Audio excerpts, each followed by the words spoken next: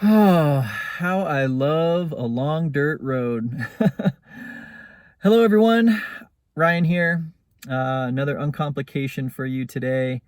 I'm on a bit of an adventure. I've got my car here loaded with stuff, and I've got the open dirt road in front of me, and I'm just staying open to whatever comes.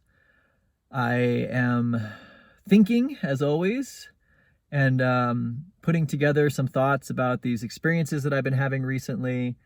Really powerful experiences with a whole bunch of amazing people. And I just wanted to share a few thoughts with you.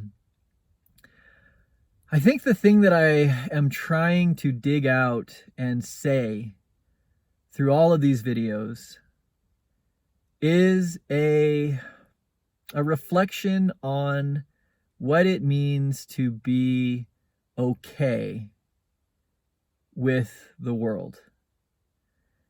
And that might seem like a really middle of the road mundane goal, to just be okay with things. But I think that we often are striving for greatness or excellence, or the world should be this paradise. We have battles to fight, and we should not settle for evil versus good, all of these value judgments. And to me, okay is that sort of accepting of it all, the good and the bad. And right now in the world, it feels like there is a lot of bad. If we're just making value judgments, there's a lot of thoughts and patterns of behavior and unfoldings that are causing pain for people. And if you haven't felt the pain yet, there's a good chance that you will, regardless of whether you are in the upper spectrum of people, wealthy, thinking that you're above it all, or you're down in the trenches, fighting the battle, pushing the boulders up the hills, tilling the fields. We're all connected here, and the things that are playing out are the very happening of human history. And I try to separate myself from, who's to blame, or, righteous indignation, pointing fingers or saying that we need to fix that or the other. I really, as I look out the windows at these dry landscapes, and I just think about this planet crawling with people, we are, as always, adapting, growing, changing, fighting, killing, and balancing out that human equation so that we can go on collectively. And I'm going to share some thoughts. I don't know how you'll feel about them, but these are things that actually make me feel better.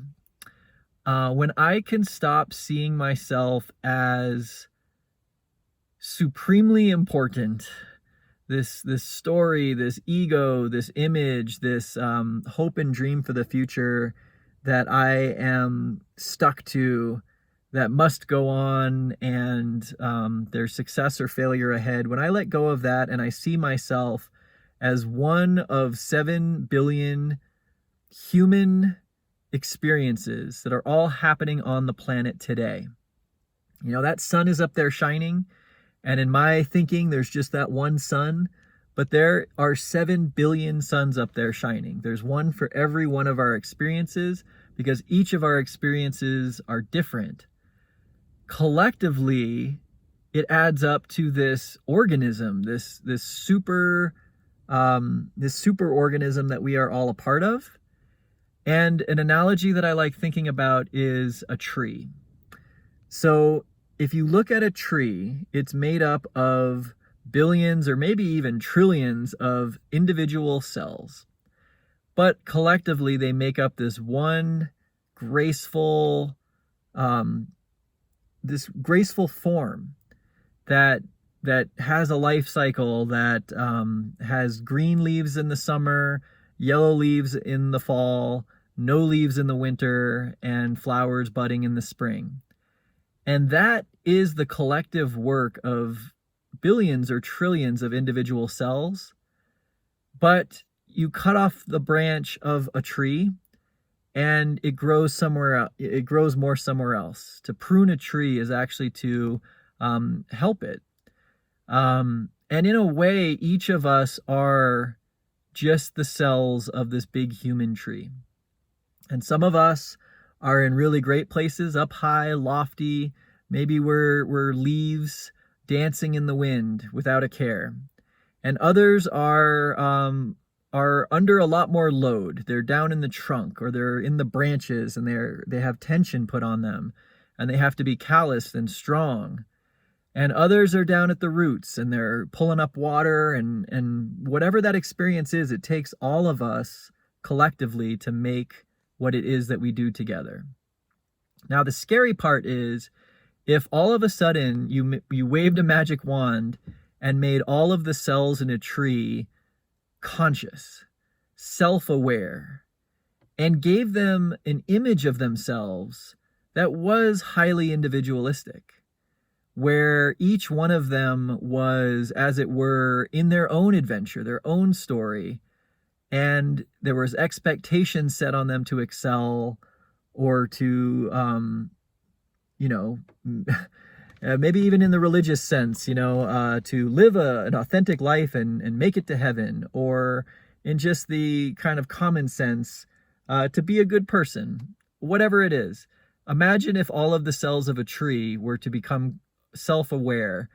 I think that they would live in extreme discomfort. I think it would be so unsettling to know that for all of the beautiful cells up in the leaves, dancing in the summer sun, that fall is coming, and that millions and billions of them are going to die, and that it can't be stopped, that that's part of the cycle, the life cycle of this bigger creature. And that when the people come around and trim branches off, that there's whole sections of these beautiful, glowing individuals, that each one of them are so special and unique and brilliant, that they can just, with the swipe of a saw blade, be removed from the whole happening. And I think humanity, zoomed out, is a lot like that. And I think that what we have done as a species is to change and to adapt, and to have moments of pruning, and moments of drought, and moments of chaos, where the winds blow and the branches break, and it all happens in these cycles. And so at the same time, though, if those cells of a tree were to become self-aware, what would be the mythology, or the religion, or the idea, or the feeling that could alleviate the suffering of those tree cells? And I think it gets to this natural perspective where, as humans, we can look at a tree and we can just understand, oh, those leaves need to fall because next year more leaves will grow. And oh, that tree needs to be cut down to make room, to make room for another tree. And that a forest is this endless cycling of the old trees dying, the new trees growing, and there are uncountable individual cells in there, but collectively they are doing this beautiful dance of nature. And how could you explain to a single tree's cell what a beautiful thing they are a part of? How could you give them that image that sees time as these cycles, and that the individualness that we think we have really dissolves into this bigger unity, that everything is moving out of this power, everything is moving out of this way of nature, and that we are a part of that too? These are the types of thoughts that come to me and are really meaningful, because when I am awake at night in the dark, worried about myself, worried about my health, worried about my finances or my relationships or my story, and that intense pressure, I think, can be related to being a single cell in a larger organism. And so as we face this world where there are people swinging axes, and there are droughts, and there are fires, and there are all of these things that seem so evil, so negative, so threatening, Uh, that's the cell perspective. But there is a way to let go of that clinging, of clinging to myself as myself, and instead just having that moment of stillness and realizing that this life is a deep and profound gift. To experience it at all is a gift. And how crazy it that you are you right now doing exactly what you're doing, and of all possible times and places and people and tree after tree after tree. Everything is as it is right now. I think the only explanation for that is that we are all, each one of us, we are the whole thing. That the me and me is the same as the you and you. That's the only way to explain how we are all having an experience of self, all at the same time, all in the backdrop of everything else. And this is where words kind of break down and it gets kind of hokey and it feels new agey and yada, yada, yada. But if you really sit with it and you really wonder, why am I having the experience of me and not the experience of my cat or someone on the other side of the planet or someone who lived 1,000,000 years ago or someone who will live 1,000,000 years in the future? How am I just me right now? And the only answer is that we are having every one of these experiences. That the thing that we actually are, the deeper self of self, is the experience of all of it. And that to me is a liberating thought, because as I face my own death, which I will die, I will die, it could be today, it could be tomorrow, it could be years from now, but there is no way for me to maintain this selfhood. And so why even try? Or why worry about it? I do feel that my selfness is having all of these experiences.